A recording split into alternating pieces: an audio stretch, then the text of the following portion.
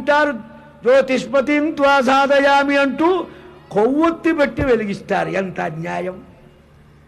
బర్త్డేలని పెట్టి పెద్ద కేకులు నువ్వెన్ని సంవత్సరాలైతే అన్ని కిలోల కేకు పెట్టి దాని మీద వెధవ కొవ్వొత్తి పెట్టి వాటిని వెలిగించు ఉప్పని ఆర్పి ఆ బూడిద తీసి ఒకటి నోట్లో ఓడు పెట్టుకుంటాడు. ఏమిటిది? ఎంత విచిత్రమైన విపరీత వికార అట్టహాసం! అన్య సంస్కృతిని అలవరుచుకొని పూసుకోవటం, మన భారతీయ దివ్య పవిత్ర ధార్మిక ఆర్ష సంస్కృతి వైభవ ప్రాభవాలని మరిచిపోవటం, అవివేకాన్ని నెత్తిన తెచ్చిపెట్టుకోవటం.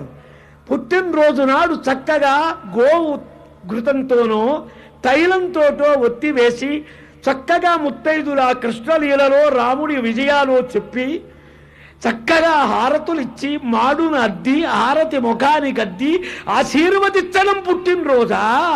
కొవ్వొత్తి వెలుగొచ్చి బూడిద చెయ్యటం ఇదెక్కడ కర్మ? 50 ఏళ్ళు బతికేవాడు 30 ఏళ్ళకు కృష్ణార్పణం కావటమా?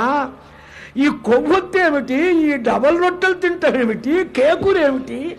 చక్కగా చలివిడి తినరాదా? స్వీటు పెట్టుకోరాదా? గులాబ్ జామ్ పెట్టరాదా? మనకు హీనమైన నీచమైన అన్య అనుకరణ చాలా పెద్దదండి. మనల్ని నిజంగా పాడు చేసింది పాశ్చాత్యులు. రాజ్యం ఏది కాదు, మన బుద్ధిని దోచుకొని మనల్ని దొంగతనం చేసి పాడు హిస్టరీలు రాసి సంస్కృతినంతా ఆర్య ద్రావిడ అని డివైడింగ్ పాలసీ ఒకటి మన నెత్తిన పెట్టి ఇక్కడ ఆర్యుడు లేడు ద్రావిడుడు లేడు, అంతా భారతీయుడు. ఇది పురాణ ఆర్ష వాంగ్మయంలో చక్కగా పురాణాలన్నీ చూసి చెప్పిన మాట ఇది. ఇందులో ఎట్టి సందేహం మీకు అక్కరలే. ఆర్యం ద్రావిడ అనేది కల్పన, అభూత కల్పన, మనల్ని పాడు చెయ్యటం బాగా తెలిసిన ఆంగ్లేయులు పెట్టినటువంటి మహత్తర వ్యామోహ పిశాచం అది.